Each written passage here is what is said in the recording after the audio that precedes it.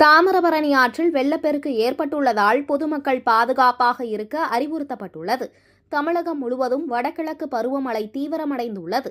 திருநெல்வேலி மாவட்டத்தை பொறுத்தவரை கடந்த 3 தினங்களாக மாவட்டத்தின் அனைத்து பகுதிகளிலும் கனமழை பெய்து வருகிறது.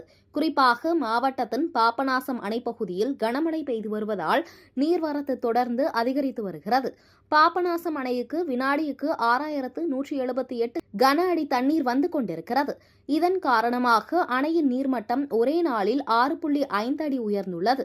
மற்றொரு பிரதான அணையான மணிமுத்தாறு அணையின் நீர்மட்டம் 2 அடி உயர்ந்து 99.45 அடியாக உள்ளது. அந்த அணைக்கு 2975 கன அடி தண்ணீர் வந்து கொண்டிருக்கிறது. பாபநாசம் மணிமுத்தாறு அணைகளில் இருந்து குறைந்த அளவு தண்ணீர் மட்டுமே தாமிரபரணி ஆற்றில் திறந்துவிடப்பட்டுள்ள நிலையில் ஆற்றில் வெள்ளம் கரை புரண்டு ஓடுகிறது. இதனால் பாபநாசம் முதல் திருநெல்வேலி வரை அனைத்து பகுதிகளிலும் கனமழை பெய்து வருவதால் காட்டாற்று வெள்ளம் தாமிரபரணி ஆற்றில் வந்து சேர்கிறது.